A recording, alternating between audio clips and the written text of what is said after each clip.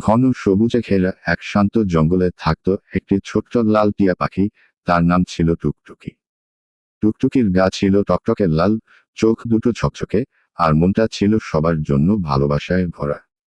সে শুধু নিজের মতো থাকত না, জঙ্গলের প্রতিটি প্রাণী ছিল তার বন্ধু।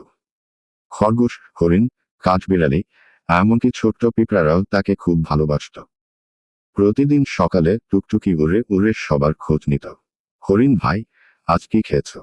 তোমার বাচ্চারা কেমন আছে? বক ভাই, তোমাকে আমি মাছ ধরে দেব। বক বলল, না টুকটুকি, আমি ধরে আনব। তুমি খুব ভালো। কচ্ছপের সঙ্গে দেখা হলো, বলল, কচ্ছপ, আমি কি তোমাকে খাবার খুঁজে দেব? কচ্ছপ বলল, তুমি আমাদের সবচেয়ে ভালো বন্ধু, আমরা তোমাকে সবাই খুব ভালোবাসি। সবাই বলতো, টুকটুকি না থাকলে এই জঙ্গল এত সুখের হতো না। শেয়াল বিপদের আগমন। একদিন সেই শান্ত জঙ্গলে এলো এক চতুর শেয়াল। সে খুব ক্ষুধার্ত ছিল এবং ভাবল, এই জঙ্গলে তো অনেক প্রাণী আছে, আজ একটা না একটা শিকার করবই। সে লুকিয়ে লুকিয়ে সবার ওপর নজর রাখতে লাগলো। কিছুদিনের মধ্যে জঙ্গলে দেখা দিল প্রচণ্ড গরম। পানি শুকিয়ে যাচ্ছিল। তাই তারা জঙ্গল ছেড়ে অন্য জঙ্গলে যাওয়ার কথা চিন্তা করল।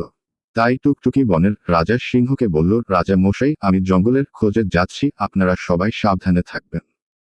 আর সবাই দল বেঁধে থাকবেন, যাতে করে ওই শেয়াল আপনাদের কারোর কোনো ক্ষতি করতে না পারে, আর বিপদে সবাই সবার পাশে থাকবে।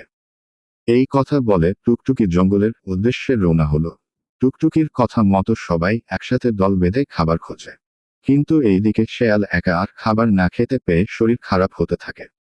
এটা দেখে বনের পশুদের মনে কষ্ট লাগে। তখন বানর আর কচ্ছপ শেয়ালের কাছে খাবার নিয়ে যায়। এটা দেখে শেয়াল নিজের ভুল বুঝতে পারে এবং সে দুঃখে জঙ্গল থেকে চলে যায়। এদিকে কিছু দিনের মধ্যে টুকটুকি চলে আসে। জঙ্গলে খাবারের সমস্যা চলে যায় আর বন্ধুদের সাথে আনন্দে থাকতে শুরু করে।